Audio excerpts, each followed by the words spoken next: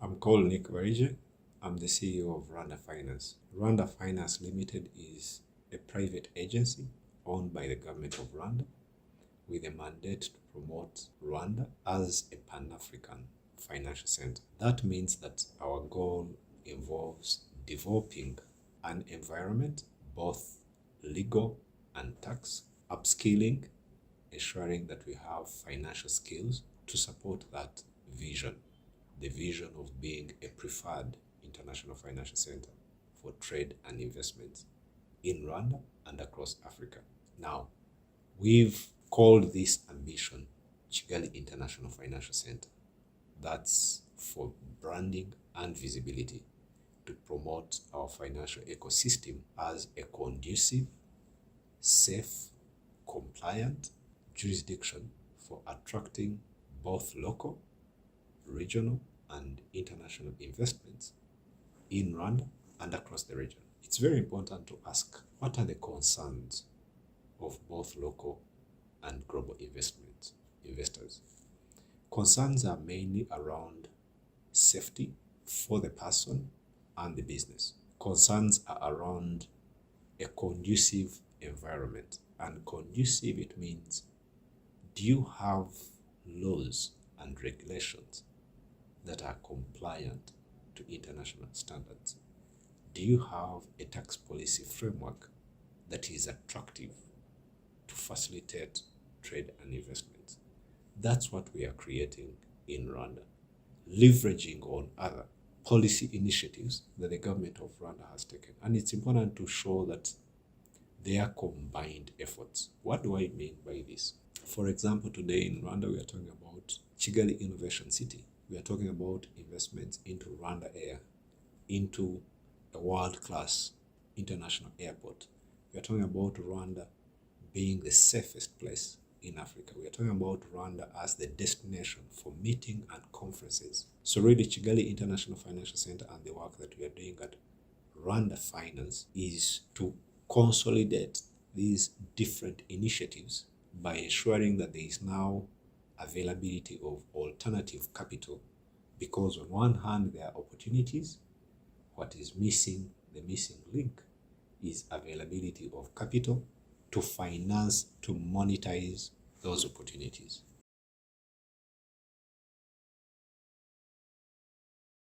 Let me start with the board. We have a world-class board of directors led by a board chair, Tijam Tiam. We have a board of directors that has a combined work experience of more than 150 years. And this board, like you said, is Pan-African. That's very important to demonstrate that in Africa, we have the expertise of Africans who can lead this initiative, who have extensive global network that we can leverage on, who are able to give us strategic guidance and support in the work that we are doing. Now, beyond the board, as an institution, we're also aware that there is need to cooperate while competing. That's very important. And that's why now we are talking about co-cooperation, meaning you cooperate and compete. There are existing African financial centers, like you rightly put, Casablanca, Nairobi, Nigeria. We are looking to form partnerships. I think it's important to know that when you look to North America and Europe, there are so many international financial centers.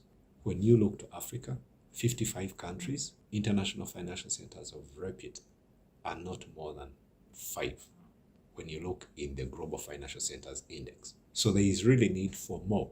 But as they emerge, we need to ensure that we are partnering, we are cooperating to exchange knowledge and best practices, but most importantly, we are partnering to finance and ensure investment flow and trade. Because what we are going to continue to see, for example, is a financial institution from Casablanca setting up a rep office in Kigali International Financial Center so that it can serve best its clients who are based in Rwanda and East Africa, for example.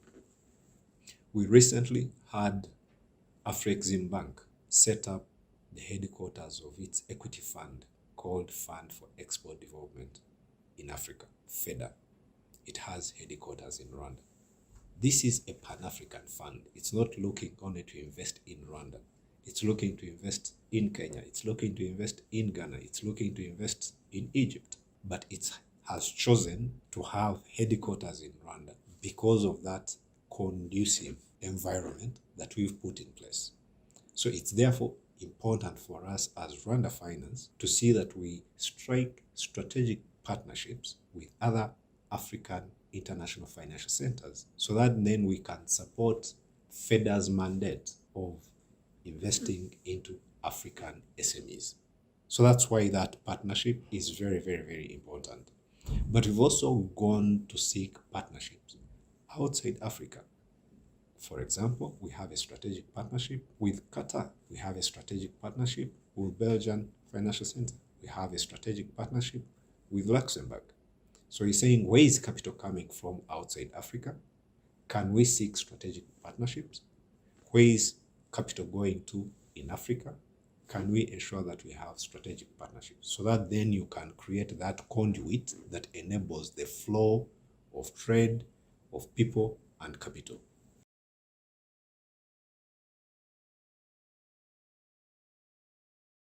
I would say what global circumstances have demonstrated is perceptions of risk are not limited to Africa.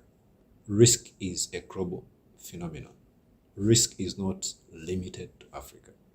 But in Africa, what are we doing to manage and mitigate that risk? In Rwanda, the path that we've chosen is to say, let's create a conducive business environment. That means let's have legal and tax policy framework that is compliant, that is transparent as per international standards. That's very, very important. Let's invest into upskilling so that we have a skills base that is able to respond, that is able to advise, that is able to facilitate. That's how you deal with risk. Then demonstrate, get success stories. Use FEDA as an example. Use Virunga, where we've seen Qatar Investment Authority partnering with Rwanda Social Security Board, again, to set up another investment vehicle that has a Pan-African outlook.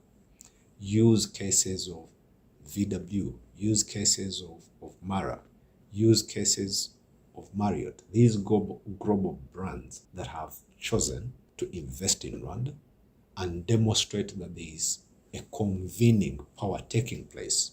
Utilize that asset to demonstrate. That's how you mitigate risk. That's how you mitigate perceptions of risk.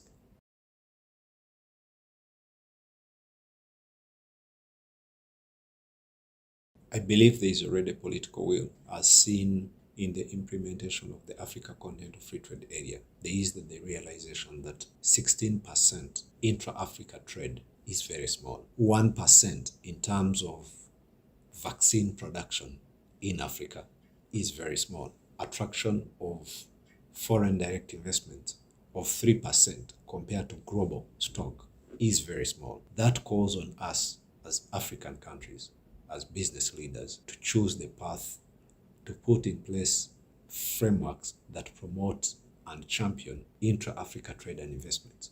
Opportunities are there. Last year, startups in Africa were able to attract more than 5 billion, and that is a record high. What does that demonstrate? It demonstrates that we have the skills that are coming up with niche ideas, and they're able to attract global capital that is investing in Africa. So the challenge really is now to, I keep using the phrase, create an environment that is conducive, because opportunities are there. The missing link is, how do we support African SMEs to become the next unicorns? We're already seeing African unicorns that are having valuations of more than 1 billion. So how do we create more? We create more by creating that environment that is conducive for startups to emerge, by attracting capital into these startups.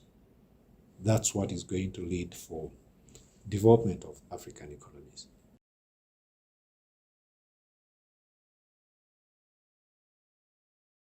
It's responding to need. Entrepreneurship is about identification of need and responding to that need. The need in Africa is, how do we bring the unbanked? How do we promote cashless economies? The answer to that is, we need to support African startups that are providing innovative ideas. That's why, again, in Rwanda, the government of Rwanda has promoting Kigali Innovation City. That's why the government of Rwanda itself has set up a fund, Rwanda Innovation Fund, that is investing into Rwandan and African fintech startups. That's why we announced, while in Dubai, an Africa-focused fund, because we are seeing, and like I mentioned, of the 5 billion that was invested in African fintechs, almost half of that was going to fintechs. So there is global appetite to invest in African fintechs. So the challenge, again, to us, the opportunity, challenge and opportunity, is create an environment that is attractive to enable these fintechs to come up and attract capital. In Rwanda, we also have incubators. We have Nosken that has set up the largest incubation facility on the African continent. And we are seeing startups from Rwanda and outside Rwanda that are utilizing the facility that Nosken has set up. Nosken itself has set up a fund to support, again, these startups. So there are really events happening around that are creating that momentum, that are creating that environment that is attractive for African startups to emerge. We need to continue to do more.